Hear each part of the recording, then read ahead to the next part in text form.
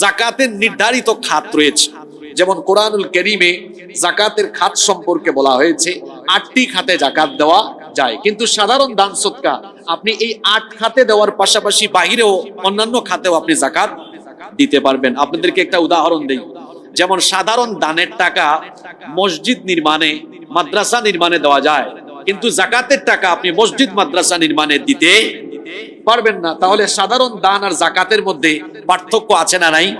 অবশ্যই আছে। আপনি যাকাতের টাকা কিন্তু মসজিদ নির্মাণে, যাকাতের টাকা আপনি মসজিদের ফ্যান লাগানোতে, যাকাতের টাকা আপনি মসজিদের এসি লাগানোতে, মাদ্রাসার বিল্ডিং নির্মাণে দিতে পারবেন না। কারণ যাকাতের খাত আল্লাহ কর্তৃক নির্ধারিত 8 খাতের বাইরে যাকাত দেওয়া যাবে না। কিন্তু দান আপনি 8 খাতে দিতে পারবেন, 8 খাতের বাহিরেও দিতে পারবেন। নাম্বার 4, 4 নাম্বার, কোন ব্যক্তির উপরে যদি যাকাত ফরজ থাকা অবস্থায় সেই ব্যক্তি মারা যায়, তাহলে তার উত্তরাধিকারদের উপর দায়িত্ব আসবে ওই ব্যক্তির পক্ষ থেকে যাকাত আদায় করা। কিন্তু সাদকাতে এমন করা লাগে না যে কোনো ব্যক্তি মারা গেল আর ওই ব্যক্তির পক্ষ থেকে সাদকা করা বাধ্যতামূলক, এরকম কোনো বাধ্যবাধকতা ইসলাম আরোপ করে নাই। আপনি করতে পারবেন, কোনো নিষেধ নাই, কিন্তু এটাকে আবার বাধ্যতামূলক করে দেওয়া হয় নাই। কিন্তু যাকাত যদি কারো উপর ফরজ হয় আর সেটার সম্পদের যাকাত না দিয়ে মারা যায়, তার উত্তরাধিকারদের দায়িত্ব হলো যে সেটা কি করবে, যাকাতটা তার তরফ থেকে আদায় করবে। তাহলে দান, সাধারণ সদকা আর যাকাতের মধ্যে পার্থক্য আছে না নাই? কিন্তু আমরা কি ভুলটা করি, সাধারণ দানের টাকা যেভাবে বিলিয়ে দেই এভাবে আমরা যাকাতের টাকাও বিলিয়ে দেই। এমনটা করা যাবে না। আজকে একটু ব্যতিক্রমী আলোচনা হবে, কাদের উপর যাকাত ফরজ, কেমনে দিতে হয়। এইসব ওয়াজ আপনারা শুনতে শুনতে ক্লান্ত, ইউটিউবেও শুনেন, কিন্তু আজকে আমরা একটু ব্যতিক্রম ধর্মী কথা বলবো। যাকাত কেমনে দেওয়া লাগে, যাকাতের উদ্দেশ্য কি, কিভাবে আল্লাহ যাকাত দিতে বলেছেন আর আমরা কেমনে দেই, এটা নিয়ে আমরা আলোকপাত করব। সম্মানিত মুসল্লিয়ানি কেরাম, ইসলাম এমন একটি সমাজ ব্যবস্থা প্রতিষ্ঠিত করতে চায় যেখানে সকল শ্রেণীর মানুষেরা খেয়ে দিয়ে সুন্দরভাবে জীবনযাপন করতে পারবে, যেখানে কোনো বৈষম্য থাকবে না। কেউ থাকবে সুন্দর আলিশান বাড়িতে, কেউ 3 বেলা খাবে আর আরেকজন 1 বেলাও খাইতে পারবে না, রাস্তাঘাটে ঘুমাবে। এইরকম বৈষম্যে ঘেরা সমাজ ইসলাম প্রতিষ্ঠা করতে চায় না, বরং খাদ্য, বস্ত্র, বাসস্থান, চিকিৎসা, যেগুলোকে আমরা মানুষের মৌলিক চাহিদা বলি, এটা যেন প্রত্যেকটা ব্যক্তির জন্য নিশ্চিত হয়। এজন্য ইসলাম অর্থনৈতিক ফর্মুলা দিয়েছে। মানুষের পেট কিভাবে শান্ত থাকবে ব্যাপারেও ইসলামের ফর্মুলা দেওয়া আছে। আসলে পেটে ক্ষুধা থাকলে তো আপনি দেখবেন ওয়াজ শুনতেও মজা লাগে না। পেটে ক্ষুধা থাকলে পরে নামাজে দাঁড়ালে নামাজেও মনোযোগ নষ্ট হতে পারে। এজন্য তো মাসালা হলো আপনার সামনে নামাজও উপস্থিত, খাবারও উপস্থিত, আপনি আগে খাবেন তারপরে নামাজ আদায় করবেন। যেমন ইফতারের টাইমে আমরা ইফতার করি, তারপরে কি করি, নামাজ আদায় করি। পেট ঠান্ডা তো সব ঠান্ডা, এজন্য আগে পেট ঠান্ডা রাখতে হয়। এজন্য ইসলাম চমৎকার অর্থনৈতিক ফর্মুলা দিয়েছে। এই অর্থনৈতিক ফর্মুলা যদি পৃথিবীব্যাপী বাস্তবায়ন করা যায় তাহলে বৈষম্য থাকবে না, বৈষম্যহীন একটি সুন্দর সমাজ প্রতিষ্ঠা হবে। যাকাতের এই বিধান আল্লাহ তাআলা কেন দিয়েছেন? এই বিধানটা কত সুন্দর। সম্পদশালীদের থেকে সম্পদ বের করে যাদের কাছে নাই তাদেরকে দাও। আর আপনার সুদের সিস্টেমটা কিন্তু উল্টা, গরিবের কাছ থেকে আনো আর ধনীদেরকে দাও। আর যাকাত হলো ধনী থেকে আনো, গরিবকে দাও। সুবহানাল্লাহ পড়বেন না? যাকাতের অনেক উদ্দেশ্য আছে, তার মধ্যে আমি মৌলিক 2টি উদ্দেশ্য আল্লাহর কোরআন থেকে বলি। এক, যাকাতের 1 নম্বর উদ্দেশ্য হলো সম্পদশালী ব্যক্তির সম্পদ যেন এই যাকাতের মাধ্যমে পবিত্র হয় এবং তার সম্পদের জন্য বারাকা বাড়ে। এজন্য আল্লাহ তাআলা সম্পদশালী ব্যক্তির উপর যাকাতকে ফরজ করেছেন। সুবহানাল্লাহ। এজন্য রব্বুল আলামিন কোরআনুল কারীমের 9 নম্বর সূরা সূরাতুত তাওবা এর 103 নম্বর আয়াতে বলছেন, খুয মিন আমওয়ালিহিম সাদাকাতান তুতাহহিরুহুম ওয়া তুযাক্কিহিম বিহা ইলা আখিরিল আয়াত। হে নবী, আপনি তাদের থেকে সম্পদের সাদাকা, এখানে সাদাকার শব্দটি যাকাত অর্থে ব্যবহার হয়েছে, আদায় করেন আর তাদের সম্পদকে আপনি পবিত্র করার ব্যবস্থা করেন, যাতে এর মাধ্যমে তাদের সম্পদ পবিত্র হয়। আমাদের সম্পদ অর্জন করতে গিয়ে ত্রুটি বিচ্যুতি থাকতে পারে, তো আমরা যখন যাকাত আদায় করব, এখানে ত্রুটি বিচ্যুতি আবার মাঝখান দিয়ে অনেকে আবার ভুল ব্যাখ্যা নিয়ে যায় না, বুঝছি যে হারাম পন্থায়ও যদি সম্পদ কামায় যাকাত দিয়ে এটা পবিত্র হয়ে যাবে, এমন ভুল অপব্যাখ্যা করার কোনো সুযোগ নাই। হারাম তো হারামই, আমি বলেছি আমাদের কোনো গাফলতি থাকলে পরে আমরা যখন যাকাত আদায় করি পুরো সম্পদটা এর মাধ্যমে যিনি পবিত্র করে দেন এবং এই সম্পদে যিনি বরকত আরো বাড়িয়ে দেন তিনি কে? 2 নম্বর উদ্দেশ্য হলো আল্লাহ যাকে সম্পদশালী বানিয়েছেন আপনার এই সম্পদে আপনার পরিবার পরিজন নিকটাত্মীয়দের হক এর পাশাপাশি অভাবী এবং বঞ্চিতদের একটা হক অংশ রেখে দিয়েছেন কে? মনে রাখবেন আপনার যে এত টাকা পয়সা ব্যাংকে জমিয়ে রেখেছেন, এত সোনা রূপা, এত পরিমাণ অর্থবিত্ত, এগুলিতে কিন্তু বহু অভাবী, বহু অসহায়, মিসকিন, ফকির, এদের একটা অংশ এখানে আছে। এদের অংশ আপনি এদেরকে দেন, আপনি তাদেরকে ডেকে এনে দিবেন, তাদের ঠেকা পড়ে নাই, বরং ঠেকায় পড়েছেন আপনি। কারণ আপনি তাদেরকে দিলে পরে তারা এটা গ্রহণ করলে আপনি দায় মুক্তি পাবেন, কিন্তু তাদের অংশ তাদেরকে না দিলে কিয়ামতের দিন আসামি হয়ে দাঁড়াতে হবে কার সামনে? আল্লাহ তাআলা কোরআনে কারীমের 51 নম্বর সূরা সূরাতুয যারিয়াতের 19 নম্বর আয়াতে বলছেন, ওয়া ফি আমওয়ালিহিম হাক্কুল লিসাইলি ওয়াল মাহরুম, তাদের সম্পদে অভাবী এবং বঞ্চিতদের হক রয়েছে। তাদের মানে কাদের? সম্পদশালীদের। সম্পদের মধ্যে অভাবীদের, বঞ্চিতদের হক আছে। তাদের হক তাদেরকে ফিরিয়ে দিতে হবে। আচ্ছা, আপনার কাছে কেউ যদি টাকা পায়, তাকে আপনার দিয়ে দেওয়া আপনার কি দায়িত্ব নয়? আপনার সম্পদে তাদের পাওনা আছে, আপনাকে মনে রাখতে হবে। সম্পদশালী ব্যক্তি যারা, মনে রাখতে হবে আপনার অনেক পাওনাদার আছে। এই পাওনাদারকে আপনি বলবেন, হুজুর এরা তো তারা আমার কাছে পাওনাদার থাকে কেমন? আমি তো তাদের থেকে ধার আনি নাই। আপনার সম্পদে আল্লাহই তাদের জন্য একটা অংশ রেখে দিয়েছেন, এটা তার কাছে পৌঁছে দিতে হবে। কিন্তু আমরা এই জায়গায় কাজ করি উল্টা। আমরা পৌঁছে না দিয়ে আমরা কি করি? তাদেরকে ডেকে আনি।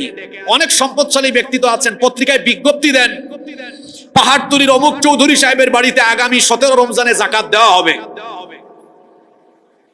আগ্রহীদেরকে আসার জন্য আহ্বান করা হলো। তারপরে গরিব মানুষরা এসে দাঁড়ালো, লাইন ধরলো, ঠেলা ঠেলি গুতাগুতিতে কত মানুষ আহত হলো।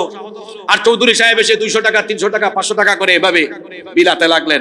এটা যাকাতের নামে গরিবের সাথে তামাশা ছাড়া আর কিছুই না। এই তামাশা করার অধিকার কে আপনাকে দিয়েছে? গরিব মানুষ ঠেকছে নাকি আপনার বাড়িতে? আপনার অফিসে যাবে, আপনি ঠেকছেন। আপনি গরিবের বাড়িতে যাবেন, আপনি বাড়িতে গিয়ে তারপরে বিনয়ের সাথে বলবেন, ভাই আমাকে বাঁচাও, কারণ আমার সম্পদে তোমার হক আল্লাহ রেখে দিয়েছেন, দয়া করে এটা গ্রহণ করো আর আমাকে জাহান্নাম থেকে বাঁচার কাজে সাহায্য করো। সুবহানাল্লাহ। আপনি উল্টা তাকে ডেকে এনে গরিবের সাথে তামাশা করেন। আপনার এটা যদি গরিব না নেয়, ঠেকবে গরিব না আপনি। কথা বুঝেন নাই? আপনি মনে মনে ভাবতেছেন, কে বলছে হুজুর আমি ঠেকবো? না নিলে তো গরিব ঠেকবে, অত পয়সা নাই। আর আপনার জন্য যে জাহান্নামের আগুন আর ফেরেশতার মায়ের রেডি, ওটা তো আপনি বুঝতেছেন না। আপনারটা নিলে পরে আপনি বাঁচবেন, আপনি ঠেকায় পড়ছেন, গরিব ঠেকায় পড়ে নাই। এজন্য গরিবের সাথে তামাশা বন্ধ করুন। অভাবী এবং বঞ্চিতদেরকে তাদের হক তাদের বাড়ি বাড়ি গিয়ে সসম্মানে দিয়ে আসুন। সে ঠেকায় পড়ে নাই যে আপনার মতো খান সাহেব, লাট সাহেব, চৌধুরী সাহেবের বাড়িতে আর অফিসে এসে তারপরে নিবে। এই তামাশা গরিবের সাথে বন্ধ করতে হবে।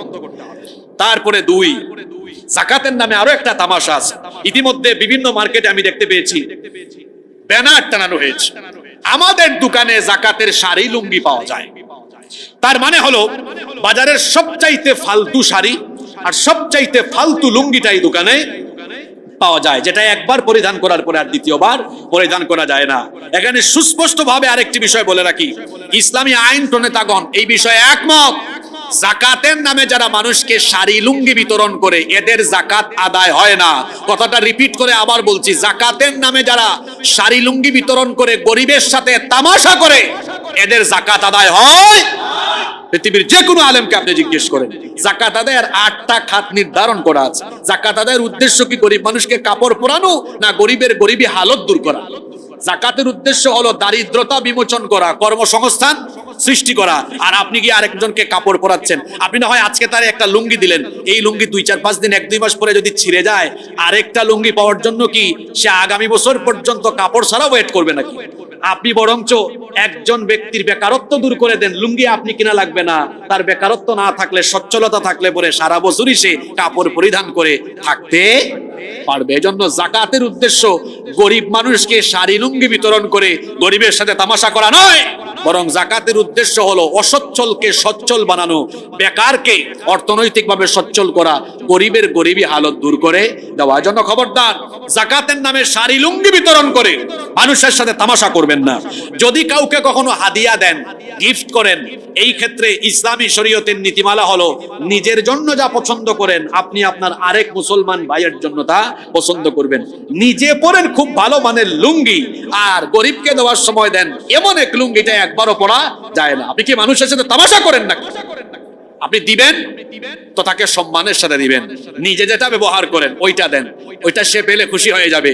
আপনি একটা আতর ব্যবহার করেন, এই আতরটা আরেকজনকে দেন, এই যে এই আতরটা আমি নিজে ব্যবহার করি, আমার খুব পছন্দের, আমি আপনাকে দিলাম, দিয়ে দেখেন না সে কতটা আনন্দিত হয়, কতটা খুশি হয়। মানুষকে দেওয়ার মধ্যে, হাদিয়া দেওয়ার মধ্যে, তারপরে দুই হাতকে একটু প্রসারিত করে দেওয়ার মধ্যে একটা আনন্দ আছে না নাই? যারা হাত গুটিয়ে রেখেছে, কিপটামি করে, এটা এরা বুঝবে না, বরং খরচ করার মধ্যেও মাঝে মাঝে কি আছে? আনন্দ আছে। এই জন্য তো আল্লাহ রাসূল হাদিসে বলেছেন, তাহাদু তাহাব্বু, হাদিয়া দাও আর ভালোবাসা পরস্পরের মধ্যে বৃদ্ধি করো। সুবহানাল্লাহ। আপনি দেখবেন কাউকে কখনো গিফট করলে সে খুশি হয়, উভয়ের মধ্যে একটা আন্তরিকতা সৃষ্টি হয়। এজন্য হাদিয়া দেওয়াও সুন্নত, নেওয়াও সুন্নত। সম্মানিত মুসল্লিয়ানি কেরাম, তাইলে যাকাত কিন্তু হাদিয়া না, মনে রাখতে হবে। যাকাত হলো ফরজ, যাকাত ফরজ বিধান। জোরে বলেন তো, যাকাত কি বিধান? যাকাত দেওয়া হয়েছে 200, 500, 400, 1000, 2000 টাকা দিয়ে মানুষ দেখানোর জন্য কিংবা এভাবে গরিবের সাথে তামাশা করার জন্য এই বিধান দেওয়া হয় নাই। যাকাতের এই ফর্মুলা দেওয়া হয়েছে সমাজ থেকে দারিদ্রতাকে কবর দেওয়ার জন্য, বেকারত্ব দূর করার জন্য। এখন আপনি বলবেন, তাহলে আমরা যাকাত আদায় করব কিভাবে? কিভাবে যাকাত আদায় করলে পরে সমাজ থেকে দারিদ্রতা দূর হবে? আপনাদের মনোযোগ আছে তো? সচরাচর এই আলোচনাগুলো সকল মসজিদে, তারপরে আপনি বিভিন্ন মাহফিল, সেমিনারে এগুলো এভাবে আলোচনা হবে না। জন্য আগে ভাগেই বলেছি আজকের আলোচনা কিছুটা একাডেমিক এবং অনেকটা ব্যতিক্রমী কিছু কথাবার্তা হবে। আপনারা একটু খেয়াল করে শুনবেন, প্রয়োজনে গুরুত্বপূর্ণ কথাবার্তা নোট করে নিতে পারেন, যাতে করে আপনি কাজে লাগাতে পারেন। কিভাবে যাকাত দিলে পরে দারিদ্রতা দূর হয়? আমি এখানে দুই আঙ্গিকে দুই রকমের উদাহরণ দিব। কয়টা উদাহরণ দিব? প্রথমে একটা উদাহরণ দেই। মনে করেন এই পাহাড়তলি এলাকার একজন বিরাট শিল্পপতি, উনি উনার সম্পদের 2.5% হিসাব করে দেখলেন, উনার তো হাজার হাজার কোটি টাকা, বিরাট বড় শিল্পপতি। এখন দেখলেন, মনে করেন, আমি একটু সংখ্যাটা কমাইয়া বলি তাহলে আপনাদের বুঝতে সুবিধা হবে। এক ব্যক্তির কাছে 5 লক্ষ টাকা তার এবারে যাকাত আসলো। কয় লক্ষ টাকা? আপনারা সবাই আমার সাথে কথা বলবেন, কয় লক্ষ?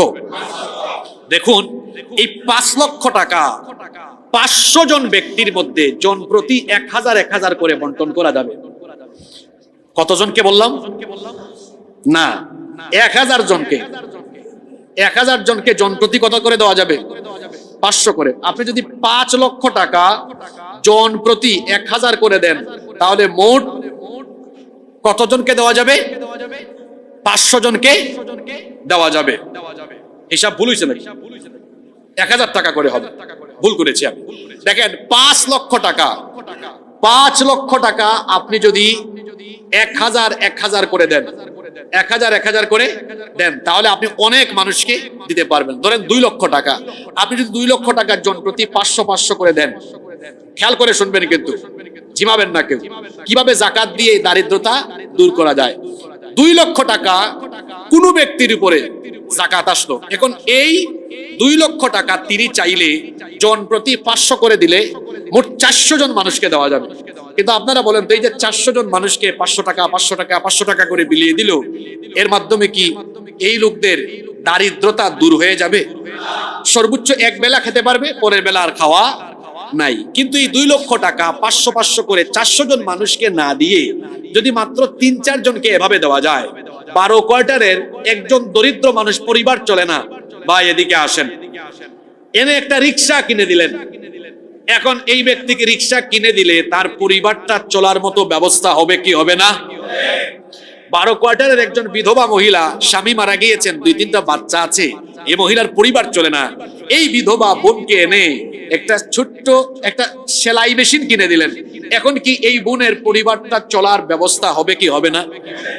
আরো একজনকে এনে আপনি একটা ছোট্ট দোকান বা একটা ভ্যান, এরকম ছোটখাটো কিছু, অথবা যে কোনো কুটির শিল্প, উৎপাদনমুখী একটা কুটির শিল্পের ব্যবস্থা করে দিলেন, মানে ছোট্ট খামার করে দিলেন, অল্প কিছু টাকা লাগবে, তাহলে বলেন তো তার পরিবার চলার মতো পরিস্থিতি হবে কি হবে না? আমি আরো যদি সংক্ষেপে বলি যে 2 লাখ টাকা দুইজনকে দেন, দুইটা গরিব পরিবারকে 1 লাখ 1 লাখ, বলেন আগামী বছর এরা কি আর জাকাত খাওয়ার পরিস্থিতি এদের থাকবে? থাকবে? আপনি 400 জনকে 500 করে দিয়ে 2 লক্ষ টাকা নষ্ট করবেন, এরা সারা জীবন জাকাত খাবে। আর 2 লক্ষ টাকা 2 জনকে বা 3 জনকে দেন, এই পরিবারগুলো আর আগামী বছর জাকাত খাওয়ার পরিস্থিতিতে থাকবে না। জাকাত এইভাবে দিতে হয় যাতে আমি যাকে জাকাত দিব সেজন্য আগামী বছর আর জাকাত না খায়। আপনি তামাশা করেন, আপনার বাড়িতে একটা লিস্ট রাখছেন ডায়েরিতে, ওই ডায়েরি প্রতি বছর খুলেন, আমি কিন্তু খবর জানি, খুলে আপনি ওদেরকেই দাওয়াত দেন, ওদেরকে 1000 2000 টাকা দিয়ে আপনি তামাশা করেন। আপনারও জাকাত প্রপারলি আদায় হয় না, যারা জাকাতের টাকা নেয় ওদেরও আর দারিদ্রতা দূর হয় না। কি বলেন? এরকম কিছু ধনী লোকদের বাড়িতে কিন্তু ডায়েরি আছে। কি বলেন, আছে না? আমি একবার এক এলাকায় গেলাম, গিয়ে দেখি এক ব্যক্তির টেবিলে অনেক ডায়েরি, এক ডায়েরিতে লেখা জাকাত ডায়েরি। আমি মনে করেছি প্রথমে, অনেকে তো আছে হিসাব নিকাশ করে জাকাতের হিসাব করে তারপর জাকাত দেয়, বললাম মাশাআল্লাহ আপনি তো জাকাতের ডায়েরি করে রাখছেন, সম্ভবত হিসাব করে দেন। কয় হুজুর হিসাব তো করি, ঠিক আছে, ওখানে আমার নির্দিষ্ট ব্যক্তিদের নামও আছে, মানে প্রতি বছর ওনাদেরকে ডাকে, ওনাদেরকে দেয়। এই ব্যক্তি বছরের পর বছর এদিকে কি জাকাত দেয়। আমি বললাম মুরব্বী, আপনি এই লিস্টটাকে দেখেছেন, ভালো কথা, আপনি এরকম একটা প্ল্যান নেন, আপনার এখানে 100টা আছে, আল্লাহ যদি আপনাকে হায়াতে বাঁচিয়ে রাখেন, এই পরিকল্পনা করেন প্রতি বছর এই ডায়েরি থেকে 2-3 জনের নাম আমি কেটে ফেলবো, আর এদেরকে জাকাত দিব না। দিব তো দিব, ভালো করে দিব, যাতে আর জীবনেও এসে জাকাতের টাকা না নেওয়া লাগে। অর্থাৎ এই তালিকা থেকে প্রতি বছর 2-3 জনকে আমি দারিদ্রতা দূর করার ব্যবস্থা করব। এটা জাকাতের মূল ফর্মুলা। এভাবে দিলে পরে সমাজ থেকে বেকারত্ব দিন দিন কমবে না বাড়বে? জোরে বলেন, কমবে না বাড়বে? আমি এটা বলেছি ব্যক্তি পর্যায় থেকে, যেহেতু আমাদের এই দেশে এই স্টেট এটা দারুল ইসলাম বা ইসলামিক স্টেট নয়, এখানে ইসলামী সরকার নেই, এজন্য ব্যক্তিগতভাবে আপনারা এভাবেও জাকাত দিতে পারেন। বহুজনকে না দিয়ে 1-2 জনকে দেন, যাতে তার আর আগামী বছর জাকাত খাওয়া না লাগে। এটা হলো 1 নাম্বার ফর্মুলা। 2 নাম্বার, আপনারা চাইলে সামষ্টিক ভাবে বা সামাজিক ভাবে মিলেও জাকাত দিতে পারেন। সেটা কিভাবে? আপনারা 20 জন 30 জন ফ্রেন্ড সার্কেল মিলে বলেন, দোস্ত আমরা চলো জাকাত আলাদা আলাদা না দিয়ে সবার জাকাতের টাকা একসাথে করি। সবার জাকাতের টাকা একসাথে করে 10 লক্ষ টাকা আপনারা 10 জন 12 জনকে দেন। 10-12 জনকে দিয়ে এই 10-12 জনের জন্য বেকারত্ব দূর হয়ে যায়, এরকম একটা ব্যবস্থা করেন। তাহলে বলেন তো, এই 10-12 লক্ষ টাকা হাজার হাজার মানুষকে না দিয়ে 10-12 জন মানুষকে দেওয়ায় উপকার আছে না নাই? আর যাকাতটা মূলত আদায় করতে হয় রাষ্ট্রীয়ভাবে, দিতেও হয় রাষ্ট্রীয়ভাবে। এজন্য আল্লাহ তাআলা কোরআনে কারীমে সূরা হজের মধ্যে বলেছেন, আল্লাযীনা ইম্মাক্কান্নাহুম ফিল আরদি আকামুস সালাতা ওয়া আতাউয যাকাতা ওয়া আমারু বিল মা'রুফি ওয়া নাহাউ আনিল মুনকার ওয়ালিল্লাহি আকিবাতুল উমুর। আল্লাহ তাআলা বলছেন, আর মুমিনদেরকে আমি যদি রাষ্ট্র ক্ষমতা দান করি, তাহলে 1 নম্বরে তারা সালাত কায়েম করবে, 2 নম্বরে তারা যাকাত আদায় করবে। 2 নম্বরে তারা কি আদায় করবে? যাকাত আদায় করবে। অর্থাৎ তাদের যাকাতের একটা তহবিল থাকবে। এই বাংলাদেশে যদি ইসলামী রাষ্ট্র প্রতিষ্ঠা হয়, আপনারা চান কি চান না? আল্লাহ যেন করে দেন, বলেন আমিন। তাহলে এই দেশের নতুন একটি মন্ত্রণালয় খোলা হবে, সেই মন্ত্রণালয়ের নাম হবে জাকাত মন্ত্রণালয়, জাকাত মিনিস্ট্রি। সেখানে ইসলামী অর্থনীতিতে বিশেষজ্ঞ উলামা মাশায়েখগণ সেই মন্ত্রণালয় করবেন। এই দেশে যারা মুসলমান আছেন প্রত্যেকের সম্পদের হিসাব মন্ত্রণালয়ের অধীনে চলে যাবে। বছর শেষে যাদের উপর জাকাত ফরজ, মোবাইলে SMS চলে আসবে যে মুহতারাম, আপনার তো এই বছর এত টাকা জাকাত এসেছে, আমাদের সংশ্লিষ্ট উপজেলা অফিসে অথবা সংশ্লিষ্ট অফিসে, আপনার নিকটস্থ অফিসে গিয়ে আপনার জাকাতের টাকা পরিশোধ করে আসুন। এখন জাকাত দাতাগণ চলে গেলেন অফিসে, যার যার এলাকায় নিকটস্থ অফিসে গিয়ে টাকা জমা করলেন। এখন জাকাত যদি সরকারিভাবে সারা দেশ থেকে উত্তোলন করা হয়, দেখেন কিভাবে জাকাত দিয়ে একটা দেশকে পরিবর্তন করা যায়। আমি একটা উদাহরণ দেই, আমার ব্যক্তিগত গবেষণা বলে বাংলাদেশে যদি প্রপার ওয়েতে রাষ্ট্রীয়ভাবে জাকাত কালেকশন করা যায়, তাহলে কমপক্ষে কয়েক লক্ষ হাজার কোটি টাকা চলে আসবে। আমি সংখ্যা একটু কম দিয়ে আপনাদেরকে একটা হিসাব দেই। মনে করেন এই 2025 সালে যদি গভর্নমেন্ট জাকাত রাষ্ট্রীয়ভাবে কালেকশন করে, আর সেই পরিমাণটা যদি হয় 1,40,000 কোটি টাকা, 1,40,000 কোটি টাকা। এই টাকা দিয়ে দেখেন এক বছরে কত লক্ষ পরিবারকে দেখেন সচ্ছল বানানো যায়। আপনার রাষ্ট্রীয় কোষাগারে জমা পড়লো 1,40,000 কোটি টাকা। এবার আপনি জাকাত মন্ত্রণালয় থেকে সারা দেশে অডিট করে 70 লক্ষ বেকার যুবককে, আর আমার দেশে বেকারের অভাব নাই, মাস্টার ডিগ্রি পাশ করে চাকরি পায় না, ঘোরাঘুরি করে অভাবে আছে, অনটনে আছে, অনেক ভালো রেজাল্ট, তারপরে চাকরি নাই, থাকবে কেমনে? কারণ কর্মক্ষেত্র কম, কিন্তু আপনার আবেদনকারীর সংখ্যা হলো তার থেকে অনেক বেশি, চাকরি দেওয়া যায় না। 70 লক্ষ বেকার যুবককে মন্ত্রণালয়ে আনেন। কত লক্ষ? আপনারা ঘুমাই গেছেন নাকি? আজব তথ্য দিচ্ছি। কত লক্ষ? 70 লক্ষ যুবক ছেলেকে এনে প্রত্যেকের হাতে মন্ত্রণালয়ের 2 লক্ষ টাকার চেক তুলে দেন। কয় লাখ টাকা? মোটামুটি একটা অ্যামাউন্ট হয়েছে না? আরে গ্রামে 2 লাখ টাকা হইলে একটা হাঁসের খামার, মুরগির খামার ছোট্ট করে করা যায়। তারপরে অনেক কুটির শিল্প আছে, অনেক উৎপাদনমুখী কাজ, যেমন চাল তৈরি, মুড়ি তৈরি, এগুলা করতে বেশি টাকা লাগে না। এই ধরনের ছোট ছোট কাজ করা যায়। আর গরিব মানুষ 2 লক্ষ টাকা পাইলে সে মনে করবে এটা তার কাছে 2 কোটি টাকার মতো। আপনি 2 লক্ষ টাকা করে যদি 70 লক্ষ মানুষের হাতে দেন, দেখি হিসাব নিকাশে অভ্যস্ত কেমন বলেন দেখি। 70 লক্ষ গুণ 2 লক্ষ সমান কত হয়? হ্যাঁ, 1,40,000 কোটি টাকা। আপনার কাছে তহবিলে আসছিল কত? 1,40,000 কোটি টাকা। যদিও পরিমাণে আমার গবেষণা বলে তার চেয়ে আরো 2-3 গুণ বেশি তোলা যাবে। এখন 1,40,000 কোটি টাকা 70 লক্ষ যুবককে দিলেন। কয় লক্ষ করে? জোরে বলেন। আপনারা ফাঁকে দিয়ে বলতে পারেন হুজুর অনেক গরিব মানুষ এটা নিয়ে খায় ফেলবে, কাজে লাগাবে না। এত সোজা? মন্ত্রণালয় থেকে বলা হবে প্রত্যেকটা উপজেলা থানায় আমাদের অডিট অফিসার আসে। অডিট অফিসার গিয়ে সপ্তাহে বা মাসে কয়েকদিন পর্যবেক্ষণ করবে, এটা আপনি খায়া দেয়া শেষ করেন না কাজে লাগা। এখন যদি পর্যবেক্ষণে রাখা হয়, আপনারা বলেন এক বছরে যাকাতের টাকা 200 টাকা 500 টাকা করে না ছিটাইয়া এই পদ্ধতিতে যদি কাজে লাগানো হয়, তাহলে রাষ্ট্রীয়ভাবে এক বছরে কত লক্ষ পরিবারকে স্বাবলম্বী করা গেল? হ্যাঁ, যারা বললেন তারা ঠিক ছিলেন, যারা বলেন না এরা ঘুমায় গেছিল। কত লক্ষ? জোরে বলেন কত লক্ষ? এবার আপনারা আমাকে বলেন, এই পদ্ধতিতে যদি বাংলাদেশে একটানা 10 বছর রাষ্ট্রীয়ভাবে যাকাত আদায় করে রাষ্ট্রীয়ভাবে বন্টন করে বেকারত্ব দূরীকরণে কাজে লাগানো হয়, এখন 2035 সালে হারিকেন দিয়ে বাংলাদেশের কোনো কোনায় কানায় একজন গরিব মানুষ আপনি খুঁজে বের করতে পারবেন না। এই মসজিদ থেকে আজকে আমি চ্যালেঞ্জ করলাম। 1971 সালে বাংলাদেশ স্বাধীন হওয়ার পরে 2025 সাল, 54 বছর ধরে আপনারা বিভিন্ন রাজনৈতিক দল বাংলাদেশে রাজনীতি করেন, আর গরিব মানুষের সামনে নির্বাচনের আগে বক্তব্য দেন আমরা ক্ষমতায় গেলে দারিদ্রতা দূর করব, ক্ষুধামুক্ত দেশ গঠন করব। 54 বছর ধরে আপনারা মানুষকে এরকম বক্তৃতা দিয়ে আশা দিয়ে মানুষকে নিরাশ করেছেন। ক্ষুধামুক্ত, দারিদ্রতা মুক্ত দেশ আপনারা গঠন করতে পারেন নাই। আপনারা ব্যর্থতার পরিচয় দিয়েছেন। 54 বছর ধরে যারা এই দেশে রাজনীতি করেন প্রত্যেকেই ব্যর্থতার পরিচয় দিয়েছেন। এজন্য আমরা বলবো, একবার বাংলাদেশের দায়িত্ব আমাদের আলেমদের হাতে তুলে দেন। আমরা চ্যালেঞ্জ করছি 10 বছরে বাংলাদেশকে আমরা বদলে দিব। কোন ফর্মুলায়? এটা চাপাবাজি করলাম না ফর্মুলা বলে দিলাম? আমি ফর্মুলা বলে দিয়েছি। এই ফর্মুলা অ্যাপ্লাই করলে বলে 10 বছরে বাংলাদেশে একজন গরিব মানুষ আপনি আর খুঁজে বের করতে পারবেন না। নির্বাচনের আগে যারা ফাঁকা বুলি মারে, যারা গরিব মানুষের সামনে গিয়ে বলে আমরা ক্ষমতায় গেলে দারিদ্রতা থাকবে না, অভাব অনটন থাকবে না, এরাই ক্ষমতায় গিয়ে সবার আগে দরিদ্র আর গরিব মানুষের রক্ত চুষে খায়। এজন্য আমরা বলবো, এই বাংলাদেশের প্রত্যেকটি মানুষকে বলবো, 54 বছর ধরে আপনারা বহু কিছু দেখেছেন। অন্তত পেটের শান্তির জন্য, অর্থনৈতিকভাবে সচ্ছল হওয়ার জন্য মানুষের তৈরি করা আইনকে লাথি দিয়ে বঙ্গোপসাগরে করে ফেলে আল্লাহর কোরআনের আইনকে পার্লামেন্ট পর্যন্ত নিয়ে যেতে হবে।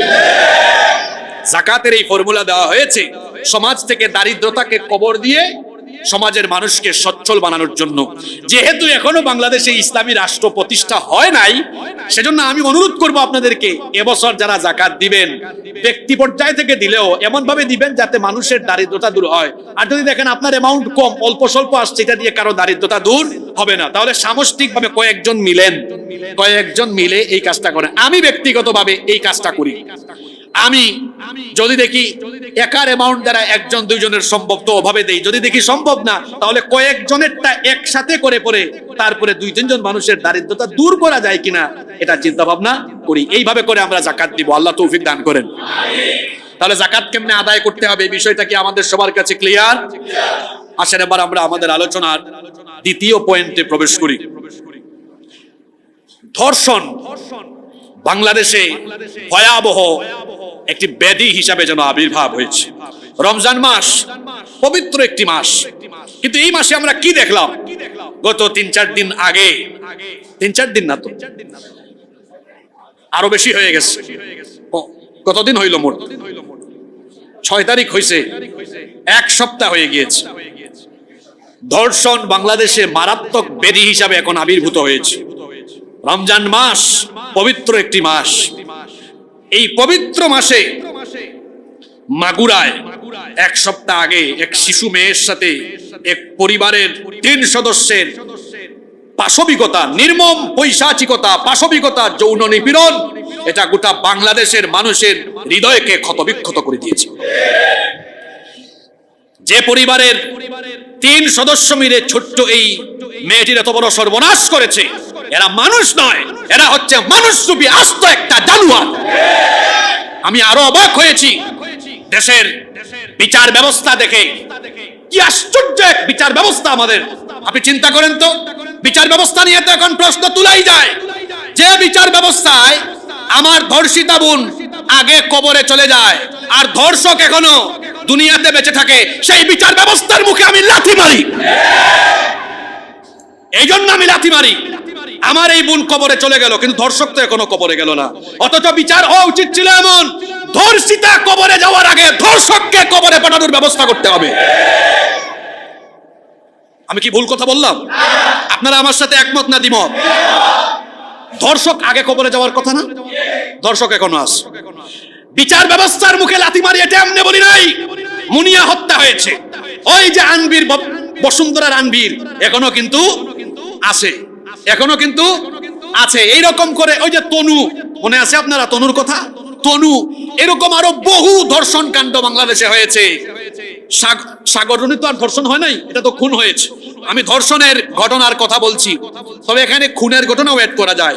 ইসলামে তো খুনের বিধান, হত্যার বদলে হত্যা করো, মৃত্যুদণ্ড দাও। অনেক খুনি, ওই যে সাগররুনির হত্যার এখনো কোনো বিচারই হয় নাই। সাগররুনি, তাছাড়া দেখেন 8 মাস হয়ে গিয়েছে ফ্যাসিবাদের সাথে যারা যুক্ত ছিল, যারা হাজার হাজার মায়ের বুক খালি করেছে, সেই সকল খুনিদের বিচার এখনো বাংলাদেশে হয় নাই। কিছু সংখ্যক লোক বের হয়েছে যারা এখন নির্বাচনের জন্য উতলা হয়ে গিয়েছে। আশ্চর্য কথা, 7-8 মাস আগে সে তার বাসায় থাকতো না, লুকিয়ে লুকিয়ে সে পালিয়ে বেড়াতো। এখন ওই যে বলে না, যাদের উশিল্লায় সিন্নি খাইলো তাদেরকে চিনলো না। যাদের ত্যাগের বিনিময়ে আমি আপনি স্বাধীনভাবে কথা বলার সুযোগ পাচ্ছি, আমার সেই সকল ভাই বোনদের তাজা জীবন যারা জড়িয়েছে, সেই সকল হত্যাকারীদের বিচার হবে আগে, নির্বাচন হবে পরে। যারা এদের বিচার চাইবে না, এরা হলো এই বাংলাদেশের কুখ্যাত নিমক হারাম। বিচার আগে, অন্যান্য কিছু পরে। আমি তো অবাক, আপনাদের কেমন লাগে আমি জানি না, আমি বড় নীরব হয়ে গেছি। আপনারাও অনেকে প্রশ্ন তুলতে পারেন যে হুজুর আগে অনেক গরম গরম বক্তৃতা দিত, আমি কিন্তু এই গত কয়েকদিন ধরে নীরব হয়ে আছি, কারণ বিরক্ত হয়ে গিয়েছি এই ব্যবস্থার উপরে। কেন আমার বিরক্ত হওয়ার মূল কারণ হলো, এত মাস হয়ে গেল সবকিছু নিয়ে মানুষ ব্যতিব্যস্ত হয়ে গিয়েছে, অথচ যাদের কারণে স্বাধীনভাবে আজকে চলাফেরা কথাবার্তার সুযোগ পেল, তাদের হত্যাকাণ্ডের বিচারের ব্যাপারে সবাইকে দল মত ধর্ম বর্ণ ভুলে গিয়ে ঐক্যবদ্ধ হওয়া দরকার ছিল। কিন্তু আমরা কি ঐক্যবদ্ধ হতে পেরেছি? আমরা যদি ঐক্যবদ্ধ হতে পারতাম, তাহলে 3-4 দিন আগে কি শাহবাগের কয়েকটা মুরুগ এসে কুক করার সুযোগ পেত নাকি শাহবাগে? হ্যাঁ, আমাদের দুর্বলতার কারণেই তো শাহবাগীদের আস্ফালন বেড়েছে। আমরা বলতে চাই, শাহবাগীদের আস্ফালন বাড়লে পরে শাপলা চত্বরওয়ালারা আরো কয়েক গুণ শক্তি নিয়ে এই বাংলাদেশে শাহবাগীদের কবর রচনা করবে। সাবধান হয়ে যাও, সাবধান হয়ে যাও। এই বাংলাদেশে আর কখনো ফ্যাসিবাদকে মাথা উঁচু করে দাঁড়াতে দেওয়া হবে। আমি বলছিলাম বিচার ব্যবস্থা নিয়ে আমরা বড় সন্দিহান। এই যে ছোট্ট শিশু মাগুরার এই ছোট্ট শিশুর সাথে যা হয়েছে, হৃদয়টা ক্ষতবিক্ষত হয়ে গিয়েছে। মানুষ কিভাবে এতটা অমানবিক হতে পারে? মানুষ কিভাবে পশুর চাইতেও এত জঘন্য হতে পারে? আপনারা চিন্তা করেন মানুষ কতটা খারাপ হলে পরে একই পরিবারের বাপ বেটা, স্বামী শ্বশুর ভাসুর মিলে একটা ছোট্ট মেয়ের উপরে এইরকম নিপীড়ন চালায়। এরা কি মানুষ না পশু? আমি তো বলবো পশু না, এরা পশুর চেয়েও খারাপ। আমি গতকাল ফেসবুকে দেখলাম যে এদের পক্ষে নাকি আইনজীবী, উকিল ও অ্যাডভোকেটও নাকি দাঁড়িয়েছে। আমি ওই উকিল, ওই আইনজীবীর বিবেক নিয়ে আমি বড় সন্দিহান। সে আসলে মানুষ না অন্য কিছু? একজন অপরাধীর পক্ষে উকালতি করা, একজন অপরাধীর পক্ষে দাঁড়ানো, যে ব্যক্তি অপরাধীর পক্ষে দাঁড়ায় সেও অপরাধী। মানুষ দেখলাম কোন দুলাইও দিয়েছে, একদম পাক্কা কাজ করেছে। অপরাধীর পক্ষে দাঁড়ানো এটা কোন সচেতন বা ভালো মানুষের কাজ হতে পারে? মাগুরায় যে ঘটনা ঘটেছে, আমি সরকারকে বলবো আপনাদের এই সব আইন কানুন এটার উপরে আমাদের তেমন একটা ঈমান নাই। এমনিতে আমরা যারা আলেম উলামা বা আমরা যারা কোরআনওয়ালা, আমরা মানুষের তৈরি করা আইনে বিশ্বাসী নই, আমরা আল্লাহর আইনে বিশ্বাসী। আমরা কার আইনে বিশ্বাসী? আমরা আল্লাহর আইনে বিশ্বাসী। আমরা বলবো এই ধর্ষণের শাস্তি আল্লাহর আইন দিয়ে করেন। দেখবেন বাংলাদেশে যতগুলা লুচ্চা আর বদমাশ আছে, এক শাস্তি দেখে একদম তারের মতো সুদা হয়ে যাবে। ইসলামী শরিয়ায় ধর্ষণের শাস্তি হলো মৃত্যুদণ্ড। ইসলামী শরিয়ায় ধর্ষণের শাস্তি কি? মৃত্যুদণ্ড। আপনাদের বানানো আইনে অনেক ধর্ষক এখন রাজার হালতে বুক ফুলিয়ে বীরের মতো বাহিরে ঘোরাফেরা করে, এমন বহু নজির আমি দেখাতে পারবো, আপনারাও পারবেন। কিন্তু আল্লাহর আইনে যদি ধর্ষকের বিচার করা হয় অবশ্যই তার মৃত্যুদণ্ড হবে। একজন ধর্ষককে জনসম্মুখে মৃত্যুদণ্ড দিয়ে দেখেন, রজম করে দেখেন, দেখবেন দেশে যত বদমাশ টাইপসের লোক আছে সব একদম এক শাস্তি দেখেই সোজা হয়ে যাবে। এসব কাজ করার চিন্তা মাথায় আসার আগে 100 বার ভাববে, বাবারে এইটা করলে পরে আমার পরিণতিতে কত ভয়াবহ হতে পারে। এমনিতেই এই কাজে যাওয়ার আগে 100 বার চিন্তা ভাবনা করবে। সম্মানিত মুসল্লিয়ানি কেরাম, আমি এখানে আরো কয়েকটি কারণ আপনাদের সামনে তুলে ধরি। বাংলাদেশে গত কয়েক বছর ধরে ধর্ষণ এত মারাত্মক আকার ধারণ করেছে কেন? এর 7টি কারণ আপনাদের সামনে আমি তুলে ধরি। 1, দ্রুত বিচার এবং জনসম্মুখে কঠিন শাস্তির বিধান না থাকার কারণে এই ধর্ষণ দিন দিন বেড়ে চলেছে। ধর্ষকদের বিচার জনসম্মুখে করা দরকার। আল্লাহ তাআলা সূরা নূরের 2 নম্বর আয়াতের শেষাংশে বলছেন, ওয়ালা তাখুযকুম বিহিমা রাফাতুন ফি দীনিল্লাহি ইন কুনতুম তুমিনুনা বিল্লাহি ওয়াল ইয়াউমিল আখির। যদি তোমরা আল্লাহ এবং আখিরাত দিবসের উপর বিশ্বাস করো, তাহলে বেবিচারী ধর্ষক এদের শাস্তি দেওয়ার বেলায় যেন তোমাদের অন্তরে কোনো দয়া মায়া কাজ না করে। ধর্ষকদেরকে জনসম্মুখে প্রকাশ্যে শাস্তি দেন তো। প্রকাশ্যে শাস্তি দিলে দেখবেন এই অপরাধ কমবে না বাড়বে? জোরে বলেন, কমবে না বাড়বে? আপনারা বলেন বাংলাদেশে কি ধর্ষকদের যথোপযুক্ত বিচার হয়? সরকারকে বলবো এই মাগুরার ঘটনায় এই পরিবারের যারা জড়িত প্রত্যেককে দ্রুত ট্রাইব্যুনালে তাড়াতাড়ি বিচার করে প্রত্যেককে ফাঁসির কাস্টে ঝুলাইয়া মৃত্যুদণ্ড নিশ্চিত করতে হবে। সবচেয়ে ভালো হবে ইসলামী আইনে বিচার করেন, তাদেরকে ফাঁসি না দিয়ে একদম জনসম্মুখে এনে ইসলামী শরিয়ার আইন বাস্তবায়ন করেন, বাইতুল মুকাররমের সামনে তাদের মৃত্যুদণ্ড নিশ্চিত করেন। ধর্ষণ বাড়ছে কেন? 1, দ্রুত বিচার এবং জনসম্মুখে কঠোর শাস্তি না দেওয়া। 2, অনেকগুলা কারণ আছে। 2 নম্বরটা শোনেন, মোবাইল এবং ইন্টারনেটের অপব্যবহারের মাধ্যমে বিকৃত মানসিকতার লোক দিন দিন বৃদ্ধি পাচ্ছে। মোবাইল এবং ইন্টারনেটের অপব্যবহার করে ইন্ডিয়ান এমন সিরিয়াল দেখে মাঝে মাঝে কিন্তু অপরাধ বাড়ায়। একটা ক্রাইম রিপোর্ট দেখেছে যেখানে শুনেছে যে শ্বশুর তার ছেলের বউয়ের সাথে অপকর্ম করেছে, এটা একটা অপরাধ। তো এর আগে এটা যিনি দেখেছে অনুষ্ঠানটা, এর আগে সে জানতো না এরকমও করা যায়। এটা দেখার পরে তার মাথায় আসছে, ও আচ্ছা তাহলে এরকমও করা যায়। এজন্য আমি বলি অপরাধও মাঝে মাঝে অপরাধ বাড়ায়, অপরাধ বাড়ায়। এই ধরনের আজে বাজে অনুষ্ঠান ভারতীয় অনেক সিরিয়াল আছে, যে সিরিয়ালগুলো দ্বারা এমন পরকীয়া সহ আরো বিভিন্ন ধরনের অপকর্ম যেভাবে তুলে ধরা হচ্ছে তা আমার সমাজকে নষ্ট করার জন্য যথেষ্ট। এভাবে করে এই মোবাইল আর ইন্টারনেটের অপব্যবহার করে অনেকে পর্নো সাইটে গিয়ে পর্নোগ্রাফিতে আসক্ত হয়ে পড়েছে। অশ্লীল ভিডিও, আজে বাজে সাইটে ঢুকে সে অনেক আজে বাজে জিনিস দেখে দেখে তার মন মানসিকতাকে এমন ভাবে বিকৃত করে তুলেছে, যার কারণে এই মানুষরূপী পশুর কাছ থেকে একটা ছোট্ট শিশু বাচ্চা পর্যন্ত রেহাই পায় না। জন্য সরকারকে বলবো, ধর্ষণ কমাতে হলে সকল পর্নো সাইট সহ টিভি চ্যানেলে এবং বিভিন্ন সাইটে যে সকল অশ্লীল অনুষ্ঠান প্রকাশ করা হয় তা চিরতরে বন্ধ করে দিতে হবে। 3, ক্ষমতার অপব্যবহারের ফলেও কিন্তু সমাজে ধর্ষণ বাড়ে। ভালো করে পয়েন্টটা শুনেন, মনে আছে কিনা 2024 সালের 6ই ফেব্রুয়ারি নোয়াখালীর সুবর্ণচরে একটা রাজনৈতিক দলের নির্দিষ্ট মার্কায় ভোট না দেওয়ার কারণে ওই দলের নেতাকর্মী এই বাড়িতে ঢুকে মহিলাকে গণধর্ষণ করে তার লজ্জাস্থানে ছুরি ঢুকিয়ে রেখেছে। আপনাদের মনে হয় মনে নাই? এটা আলোচনার পরে একটু গুগল শরীফে সার্চ করে আমার এই বক্তব্য মিলাবেন। এক দল দুই দল না, বাংলাদেশে এরকম বহু দল এই ধরনের কাজ কারবার করে, বিচারও হয় না, কারণ ক্ষমতায় আছে তো। আবার অনেক সময় প্রশাসনে থাকা ব্যক্তিবর্গ ক্ষমতার অপব্যবহার করে এ ধরনের কাজ করে, যেমন আলেপুদ্দিন। আলেপুদ্দিনের নাম কি আপনারা, এই কুতুবের নাম কি আজকে শুনছেন নাকি? হ্যাঁ, যেভাবে আপনারা আওয়াজ দিলে মনে হয় এই কুতুবের নাম আপনারা অনেকে জানেন না। এই কুতুবকে চিনেন? এই কুতুব হলো র্যাবের সাবেক কর্মকর্তা এবং সাবেক এসপি। সে ডিজিএফআইও কাজ করেছে। এই লোকটা বিভিন্ন জায়গায় জঙ্গিবাদের নাটক করে নিরীহ মানুষকে ধরে এনে তারপরে তাদের স্ত্রীদেরকে পর্যন্ত ব্ল্যাকমেইল করতো। আপনারা দেখবেন বিভিন্ন টিভি চ্যানেলে এবং আপনারা দেখবেন পত্র পত্রিকায় আলেপের নামে রিপোর্ট এসেছে। আলেপুদ্দিন, এই আলেপ একজনকে ধরে নিয়েছে, তার নামে একটা দুইটা নয়, এরকম বহু অভিযোগ আছে।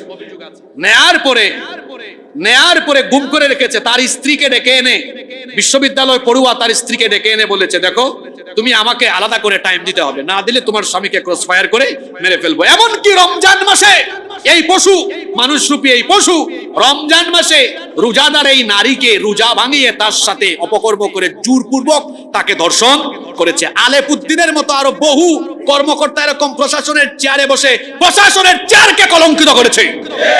এই আলেপের বিচার কিন্তু এখনো হয় নাই। সরকারকে বলবো, এই আলেপ নামক মানুষরূপী এই জানোয়ারকে অবশ্যই মৃত্যুদণ্ড দিতে হবে। ক্ষমতার অপব্যবহার করেও এইরকম ধর্ষণ কাণ্ড ঘটে কি ঘটে না? 4, রাগ, ক্ষোভ এবং প্রতিহিংসা পরায়ণতার ভিত্তিতেও অনেক সময় ধর্ষণ কাণ্ড ঘটে। কিরকম? এক ছেলে এক মেয়েকে মনে মনে বা এমনিতেই বলছে পছন্দ করি, মেয়ে পাত্তা দেয় না, সে রাগে খুবই প্রতিহিংসা পরায়ণ হয়ে অনেক যুবক ছেলেরা প্রেম করে শেখা খায়াও কিন্তু এই কাম করে। তো রাগ, খুব প্রতিহিংসা পরায়ণতার ভিত্তিতেও মাঝে মাঝে ধর্ষণ কাণ্ড ঘটে কি ঘটে না? 5, অসৎ সঙ্গীদের সাথে মেলামেশার ফলে ওই গোটা দল অনেক সময় গণধর্ষকে রূপান্তরিত হয়ে ওঠে। এই জন্য কথায় আছে না, সৎসঙ্গে স্বর্গবাস, অসৎ সঙ্গে স্বর্গবাস। এজন্য ছেলেমেয়েরা কোথায় যায়, কার সাথে মিশে, এটা আপনাকে খেয়াল করতে হবে। 6, পারিবারিক এবং নৈতিক শিক্ষার অভাবের ফলেও ধর্ষণ এর মন মানসিকতা ওই পরিবারের সদস্যদের তৈরি হতে পারে। এই যে পরিবারে যেটা ঘটলো মাগুরায়, আপনাদের কি মনে হয় এই পরিবারের কোনো পারিবারিক শিক্ষা আছে? মানে বাপ বেটা মিলে এই কাম করে কেমনে? হ্যাঁ, পারিবারিক শিক্ষা আছে? পারিবারিক শিক্ষা এবং নৈতিক শিক্ষার অভাবে অনেক সময় মানবিক মূল্যবোধের অবক্ষয় ঘটে, মনুষ্যত্ব বিলোপ পায়। নাম্বার 7, 7 নম্বর হলো মাদকের আরো একটি কারণ হলো, 7 নম্বর ধর্ষণের আরো একটি কারণ হলো মাদক এবং নেশাজাত দ্রব্যের ব্যাপকতার ফলে মাদকাসক্ত নেশাগ্রস্ত লোকেরা অনেক সময় সেন্সলেস হয়ে এরা অনেক সময় ধর্ষণের মতো মারাত্মক অপকর্মে জড়িত হয়ে যায়। এই যে 7টি মৌলিক কারণ বলেছি, এর বাইরে আরো অনেক কারণ আছে, কিন্তু আপনারা বলেন তো যে 7টি মৌলিক কারণের কথা বললাম ধর্ষণের জন্য, এগুলো দায়ী কি দায়ী না? সরকারকে বলবো, এবং শুধু সরকারের একার আসলে দায় না। যেমন এই যে মাগুরার যে ঘটনা ঘটেছে, আপনি এখন আমি দেখলাম ফেসবুকে অনেকে বলতেছে ইউনূস সরকার দায়ী। ইউনূস সরকার কি গিয়ে বলছে নাকি যে তোমরা বাপ বেটা মিলে এই কাম করো? জোরে বলেন, করছে? ইউনূস সরকারকে আপনি দায়ী করতে পারবেন এইভাবে যে সরকার এখন বাংলাদেশে অভ্যুত্থান পরবর্তী সরকার, আপনি বিপ্লবী হয়ে উঠুন, আগের আইন বাদ দিয়ে এখন ধর্ষক যারা হয়েছে নতুন করে আইন আপনারা তৈরি করুন, যাতে করে শরিয়া আইনে এই ধর্ষকদের বিচার করা যায়। আপনি বিচার ব্যবস্থা নিয়ে তাকে দায়ী করতে পারেন, কিন্তু ধর্ষণের জন্য আপনি দিয়ে দিলেন একেবারে ইউনূস সাহেবকে দোষ। বোঝা গেছে আপনার কথায় যে ইউনূস সাহেব ডেকে এনে বলছে ওই বাপ বেটাকে যাও না তোমরা এই কামটা করো। ইন্না লিল্লাহি ওয়া ইন্না ইলাইহি রাজিউন। আপনি বিচার ব্যবস্থা নিয়ে বলতে পারেন। তো উনি তো আসছেন 6-7 মাস হয়েছে, এর আগে যে আরো বিভিন্ন সময়ে সরকার ছিল তাদের সময়ও তো কি আওয়ামী লীগ কি বিএনপি সব সরকারের আমলেই কিন্তু দেখা গিয়েছে ওই যে আমাদের বিচার ব্যবস্থাটা দুর্বল থাকায় বিচার যথাসময়ে দ্রুত সময়ে হয় না। এজন্য এই আইনের পরিবর্তন করতে হবে। সরকারকে আমরা বলবো এই আইনের পরিবর্তন ঘটান, আর আমরা পারিবারিক এবং সামাজিক ভাবে সচেতন হয়ে উঠবো। এই মন মানসিকতার মানুষ আমরা যেখানেই পাবো, অপরাধীকে আমরা ধরে ফেলবো এবং সমাজ থেকে আমরা এই অপকর্ম, সমাজ থেকে আমরা এই ঘৃণ্য কাজকে প্রতিরোধ আমরা করবার জন্য ঐক্যবদ্ধভাবে কাজ করবো ইনশাআল্লাহ। আমার তো আরো একটি পয়েন্ট বলার বাকি ছিল, সেটা আমি পরবর্তীতে সময় পেলে বলবো ইনশাআল্লাহ, কারণ আজকে আমাদের জরুরি আরো কিছু কথা আছে। আমাদের একটি পয়েন্ট বাকি আছে, রমজান মাস হলো জিহাদের মাস, এটা আমরা সময় পেলে পরবর্তীতে বলবো ইনশাআল্লাহ। তাহলে আজকে আমরা কয়টা পয়েন্টের উপর আলোচনা করলাম? যাকাত আদায়ের যে ফর্মুলা বললাম, আমরা এই ফর্মুলার ভিত্তিতে যাকাত আদায় করবো ইনশাআল্লাহ। আর ধর্ষণের ব্যাপারে আমরা সবাই সম্মিলিত হয়ে ঐক্যবদ্ধভাবে আমরা এর বিরুদ্ধে অবস্থান করবো।